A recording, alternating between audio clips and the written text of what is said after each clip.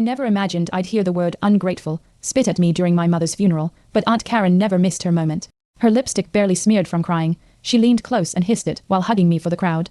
That was her game, grief wrapped in performance. I smiled back, too stunned to react, clutching the old diary my mother left me. I should have walked away then, but I needed answers, and Aunt Karen was the only one who never wanted me to find them. I was 10 the year Aunt Karen forgot my birthday. The cake I saw Grandma Ellen prepare vanished by evening. Instead, Karen threw a grand dinner for David, 2 days early. I watched from the hallway, uninvited, as she toasted his bright future. Grandma tried to comfort me later, slipping me a piece of the missing cake and whispering, "Your light scares her." I didn't understand then, but I kept the cake wrapper, tucked into the back of the diary. Proof that erasure wasn't an accident, it was tradition. In college, I wrote Grandma Ellen every week. When she stopped replying, I assumed age had stolen her strength. It wasn't until after her passing that I found a drawer in Aunt Karen's study, full of my unopened letters, bundled with string. Some were torn, others marked return to sender, in handwriting that wasn't Grandma's. I held them to my chest, nauseous. Aunt Karen always said Grandma was too tired to talk, but she wasn't tired. She was silenced, and suddenly, the diary I once treated as sentimental felt like my only weapon. At the reading of the will, Aunt Karen's voice trembled just enough to appear sincere. There was a draft, the lawyer said, but no final copy signed. Mom's assets defaulted to Aunt Karen as next of kin. My stomach knotted. Weeks before her death, Mom told me she'd finalized everything. The lawyer shrugged, citing missing paperwork. David glanced at me, then quickly away. I wanted to scream, but I stayed silent. Aunt Karen patted my shoulder like a victor. The diary, now hidden in my suitcase, felt heavier than ever. What else had she erased while wearing that delicate smile? I cornered David later that evening, away from the guests. "You knew about the new will, didn't you?" I asked. He didn't deny it, just looked down at his drink and muttered, "It's complicated." Complicated? My mother's voice had been erased, her intentions buried. I wanted to shake him, force clarity into his spine. But then he added, "Karen said it was for the best, less confusion." I walked away before I screamed. Upstairs, I flipped open the diary, its pages pulsing with truths yet to surface. One entry was bookmarked. "If I die before I speak, let Sarah read this." While cleaning out the guest room, I found a framed photo of Mom and me, except my face had been scratched out beneath the glass. It sat on a shelf in plain view, like an accident no one bothered to hide. Aunt Karen passed by the doorway, pausing just long enough to say, "You always were a sensitive child." My throat tightened. That was her way, subtle brutality. I wrapped the photo in a towel and shoved it into my bag, next to the diary. If she was willing to vandalize memories, what else had she rewritten while we weren't looking? Curiosity dragged me back to Aunt Karen's study that night. The bottom drawer, usually locked, was slightly ajar. Inside were documents, old letters, even a sealed envelope addressed to me in Mom's handwriting. My hands shook as I reached for it, but a sharp voice cut through the dark, looking for something. Aunt Karen stood in the doorway, arms crossed, unreadable. I backed away, stammering, heart in freefall, just cleaning up. She shut the drawer without blinking. That envelope haunted me all night. Back in my room, I opened the diary again, running my fingers over Mom's final entry. I wasn't just grieving, I was being erased. I waited until breakfast, when the family sat sipping tea under Aunt Karen's orchestrated calm. I placed the diary on the table with a quiet thud. "Grandma wrote this for me," I said, and Mom added entries, 2 entries that proved the will existed. Aunt Karen didn't flinch. "That book is nothing, sentimental nonsense." But David looked up. I flipped to the page marked in Mom's handwriting. "Sarah, if Karen fights, the will show this." A copy of the will was mentioned, hidden in the family safe. I stared directly at Aunt Karen. "You knew, didn't you?" Her lips thinned. "You always were dramatic." But her fingers twitched ever so slightly. That was her tell. The table fell into silence. This time, I wouldn't walk away. I had her cornered. And she knew it. With David trailing me, I marched to the old cabinet in Grandma's room. The safe was behind a false panel, just as Mom's diary had described. "Combination?" David asked. I didn't answer. I already knew it. Mom's birthday. The lock clicked open like it had been waiting. Inside, neatly folded, was the will. Dated, signed, witnessed. I handed it to David, my hands trembling but steady in intent. "You wanted proof, here it is." His face blanched. Footsteps behind us. "Aunt Karen, that doesn't change anything," she said, voice cold as steel. "The family needs stability, not division." But her argument fell flat. The words were hers, but the power had shifted. David turned toward me. "This changes everything." The silence afterward wasn't peaceful. It was the storm right before reckoning. Back in the living room, David read the will aloud. Aunt Karen's hands rested stiffly in her lap, jaw locked. The document left everything: house, savings, heirlooms to Mom's 2 daughters, me and my sister, who died young. Nothing for Karen. Grandma's postscript in trembling script was attached. "Sarah must decide what legacy remains." A hush fell. Aunt Karen finally stood. "After all I've done for this family," she whispered, "and she chooses you." Her voice cracked, not from pain but fury. "You're nothing but a reminder of your mother's disobedience." I flinched, but didn't break. I had spent a lifetime questioning my worth. Not anymore. I looked at the diary, then at David. This legacy was never yours to control. For the first time, she had no clever retort, only the silence of someone cornered by truth. Later that evening, Aunt Karen summoned me to the study. She sat poised, the way she always did when sealing a deal. We don't have to make this ugly, she said smoothly. Split the estate quietly, no courts, no chaos. I almost laughed. You mean no accountability? She leaned forward, eyes narrowing. You think this family will side with you over me? I raised them. No. I replied, holding up the diary. You edited them. Her fingers curled around the armrest. You're just like your mother. Defiant, reckless. That was supposed to sting. It didn't, then I'm proud, I said. Her face fell for a second, the mask slipping. She knew she'd lost not just assets, but the illusion of control. I walked out before she could reload her voice. The door clicked shut behind me like the end of a very old, very cruel chapter. Before leaving the estate, I visited the garden where Grandma used to sit. I brought the diary, worn now, heavy with history. Sitting on the old bench, I read aloud the final entry she wrote. Truth must outlive pride. Tears slipped down my cheek, not for Aunt Karen, but for everything we'd all been too afraid to say. I lit a match, ready to burn just one page, the one Mom wrote about her deepest regret, letting Karen speak for me too long. The flame licked the corner, curling it into ash. I let it go. The rest of the diary I would keep not as evidence, but as testimony. Behind me, the house loomed quiet, stripped of its illusions. I stood, letting the wind take the ashes. This was no victory march, but it was freedom, and for the first time in years I could breathe. 2 days later, a manila envelope arrived at my apartment. No return address. Inside was a second copy of the will. But this one had a startling addition. A clause naming David as co-executor, dated 2 weeks after the original. My breath caught. Mom had changed her mind, or someone had changed it for her. The signature looked right. The notary's name checked out, but the language too clean, too perfect. The diary didn't mention this version. Had David known, had Aunt Karen planted a seed deeper than we thought? My victory suddenly felt paper thin. I called David. He didn't pick up. I called David again. Still no answer. His social media had gone dark. His office said he was on leave. And the group chat with the cousins. Deleted. Panic edged into my lungs. Had he known all along? Or worse, had he played both sides? I went back to the diary, flipping to Grandma's warnings about the quiet ones. A note was scrawled in the margin in my mother's hand. Watch who watches, but says nothing.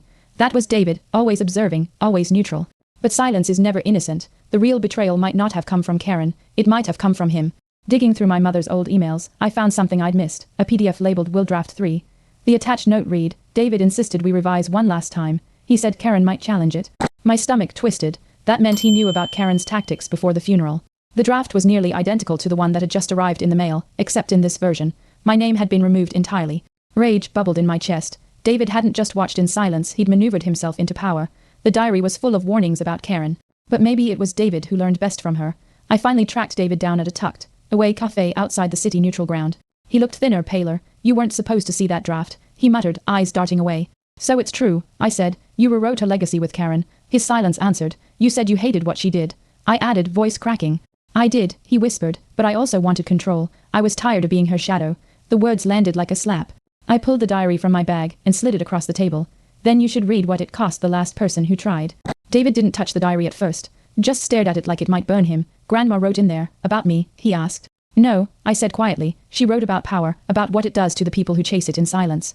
He finally opened to a random page, skimmed, then froze. This is her handwriting. His fingers trembled. She trusted you. I said, not because you were better, but because you hadn't chosen a side yet. He closed the book slowly. And now, I stood. Now you've made your choice. The diary stayed on the table, a mirror neither of us wanted. I left the cafe without looking back. The diary stayed behind not as a gift, but as a mirror David would have to face alone. I walked through the city in a fog, every step heavier than the last. This wasn't about winning anymore. It was about walking away with my name intact. Aunt Karen had controlled the past. David tried to shape the future. But me, I was done chasing ghosts. That night, I drafted my own will. Brief, clear, intentional. Legacy wasn't about what we left behind.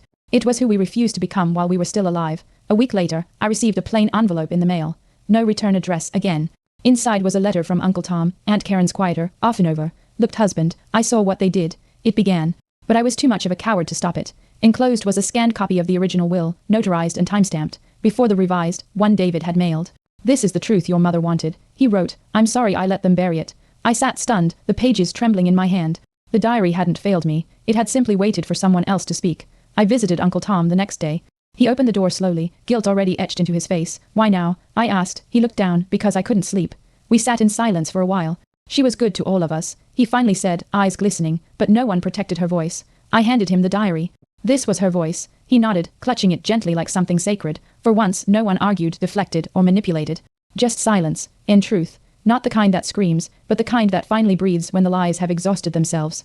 Back home, I reopened the diary, this time not as a weapon, but as a map. Grandma's loops and flourishes spilled across the page like echoes. Mom's handwriting intertwined with hers in the margins, doodles, half, thoughts, even jokes. They hadn't just documented pain. They'd documented love too. It was a record not just of what was done to them, but what they'd chosen to remember despite it. For the first time, I didn't write it to prove anything. I read it to feel close to them. In a story full of erasure, this was the one page no one could ever steal from me. David called one last time. The lawyers are asking questions, he said. We can still present a united front. I let the silence stretch. You mean we can still lie together? He didn't answer. I'm not fighting you, David, I said softly. I'm just not covering for you anymore. He sighed. It's not that simple. It never was, I replied. After we hung up, I opened the diary one final time and underlined Grandma's note. There's always a cost to peace built on silence. Let him twist. Let Karen fade. I wasn't choosing the easy road. I was choosing my own. I found a pen and, for the first time, wrote in the diary myself. Not to add to the chaos or expose more secrets, but to begin again. I wrote about the garden bench, about the silence between Mom's words, about the way Grandma's handwriting curved like it was still breathing. I wrote about betrayal, not to immortalize it, but to contain it. Their stories ended in manipulation. Mine would not. If legacy was a book, then I refused to leave it unfinished. One clean page, one honest line. For once, the ink was mine, and no one else's hands were on it. A month later, I received an embossed envelope, David's wedding. No apology, just an invitation. Aunt Karen would be there. The guest list was a roll call of those who had watched, excused, or stayed silent. I stared at the gold, dinked script, then folded it in half and placed it between the pages of the diary. Not as a keepsake, but as a reminder. Some doors don't need to be slammed, some simply stay closed. I didn't burn it. I didn't send regrets, I just let it sit, quiet, untouched. Sometimes healing is not about reclaiming the table. It's choosing to never sit there again. At a local community library, I signed up for an open mic night. The theme was inheritance. I didn't read the diary, but I read from it, my own reflections, rooted in what Mom and Grandma never got to say aloud. The room was small, but the silence was thick with listening. No courtrooms, no cousins, just strangers who heard me. When I finished, a woman from the back approached and said, "Thank you." That sounded like something my mother never had the words for. I nodded, heart full. The stories I came from were buried, but the one I was telling, it had breath. I built a shelf in my apartment, simple wood, no ornate flourishes. On it, I placed the diary, the photo with Mom's face carefully restored, and a small ceramic bird Grandma once gave me. It wasn't a shrine, it was a timeline, not of grief but of survival, of defiance, of choosing not to disappear. People say legacy is what you leave behind, but for me, it was what I finally chose to carry forward. Nothing Aunt Karen could rewrite, nothing David could dilute, just the truth sitting on a quiet shelf. Mine, visible, and finally, no longer something I had to defend. Months passed, Aunt Karen never called. David never wrote, and I stopped waiting. One morning I opened the diary again, not out of habit but to say goodbye. I didn't need it to validate me anymore. Their words had carried me this far, but now it was time to walk on my own. I placed a final note inside. I heard you, I remember, but I'm writing my own pages now. Then I closed the cover gently, not in anger, but in peace. Some battles don't need to be won, just understood, and some silence at last is chosen, not enforced. On a rainy evening, I left the diary on the community bookshelf at the library. No note, no inscription. Just placed it between fiction and memoir, where it belonged. It wasn't abandonment, it was release. If someone found it, they'd read pieces of me, of them, of what truth looks like when it survives distortion. I stepped outside without looking back. This story was no longer mine to guard, it had done its job. The rain kissed my skin, and for once, I didn't flinch. Some doors don't have to be locked to be safe. Some endings come only when you stop protecting the pain. The first morning after leaving the diary behind, I woke up to stillness, not the anxious kind, but the kind that feels earned. There were no calls to dread, no shadows to chase, no narratives to defend. Just coffee, sunlight, and the space to think without flinching. For years, my silence had been a bruise. Now, it was a choice. I didn't need Aunt Karen's apology. I didn't need David's remorse. What I needed, what I finally had, was the absence of their weight. That day, I smiled to no one in particular. Not because I'd won, but because I'd finally stopped losing myself. I used to think the past had to be spoken to be real. That if no one else remembered what happened, then maybe it hadn't happened at all. But healing isn't a courtroom, it's a conversation with yourself. The diary gave me language, yes, but the truth, that was always mine. It lived in how I moved, how I paused before saying sorry, how I no longer filled silence with explanations. For the first time, I wasn't just surviving my family's story, I was outgrowing it, and that, I realized, was its own kind of inheritance, not what I'd been given, but what I'd rewritten. Grief isn't a wave, it's a root. It doesn't wash over you once and disappear. It burrows in, changes the soil, reshapes how you stand. Losing Mom, losing Grandma, even losing the illusions I had about David and Aunt Karen, it didn't hollow me. It redirected me. I planted new rituals, walking at sunrise, writing without fear, speaking without shrinking. The diary was gone, but its pulse remained in my choices. It had taught me that grief could make you smaller, or more deliberate. I chose the latter. Every breath now carried both ache and authority, and both, I was learning, could coexist. For years, mirrors were cruel reflections filtered through Aunt Karen's critiques, David's dismissals, my own second guessing. But one morning, brushing my hair, I caught my own gaze and didn't flinch. I looked tired, sure, but strong. There was no edge in my reflection, no apology in my posture, just a woman who'd chosen truth over performance. The diary hadn't fixed me, it had reminded me that I wasn't broken to begin with. I was just taught to doubt what I already knew. Now, the mirror didn't feel like judgment. It felt like recognition, and for once, I nodded back, no need to explain. There was a time when silence terrified me. It felt like the void Aunt Karen weaponized the way David disappeared behind it. But now, I sit in silence by choice, no background noise, no phone in my hand, just breathe and the hum of being alive. The diary once filled that space, its pages a shield, but letting it go taught me something radical. I don't need anyone's narrative to validate mine. I can sit with the quiet and not be erased by it. In fact, the quiet is where I meet myself best, unedited, unwatched, and finally, unafraid. I haven't been back to the family estate. People ask if I'll ever reclaim it now that the will is settled. But what would I be reclaiming? A hallway that swallowed my birthday? A drawer that silenced my letters? No, my home isn't where those walls stand. It's in the routines I built, the boundaries I no longer apologize for, the voice I didn't bury. The diary taught me history, but healing taught me geography, how to draw new lines around what feels safe. I didn't need to return to where it all broke. I needed to live where nothing had to be fixed. People romanticize endurance, staying, forgiving, enduring pain as proof of love. But sometimes the bravest thing is to walk out and never look back. I didn't scream, I didn't slam doors. I just left, and that quiet eggs. It took more strength than all my years of staying silent under someone else's thumb.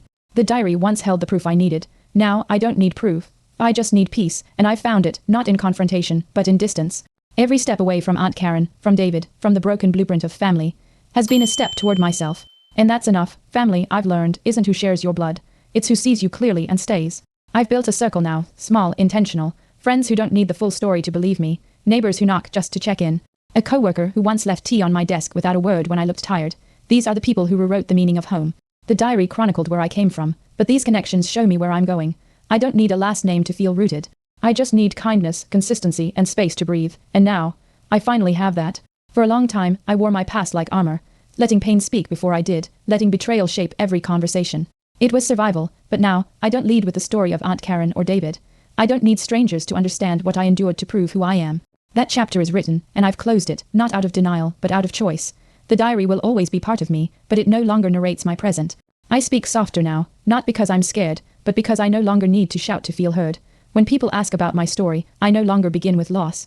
I begin with clarity, with the moment I chose not to carry what wasn't mine. I don't tell them about Aunt Karen unless they ask.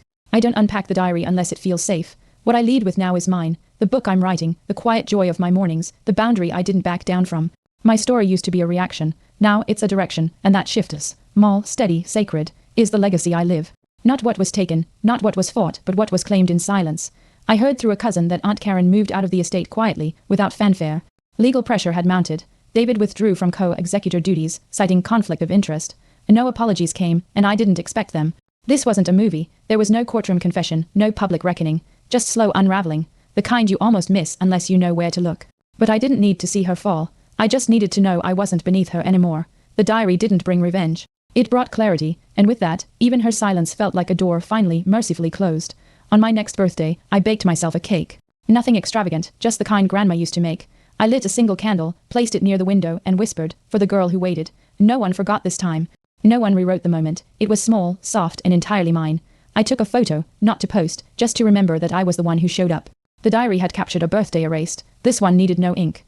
It lived in warmth, in intention, in the quiet confidence of someone no longer waiting to be seen. I saw myself, and that was enough. I used to walk through life like a footnote, qualifying every joy with a shadow, every piece with a disclaimer. But now, I write the main text. I don't explain my boundaries. I don't justify my silence. I live like someone whose story matters without being defended. The diary taught me the cost of letting others write your legacy, but it also showed me the power of reclaiming the pen.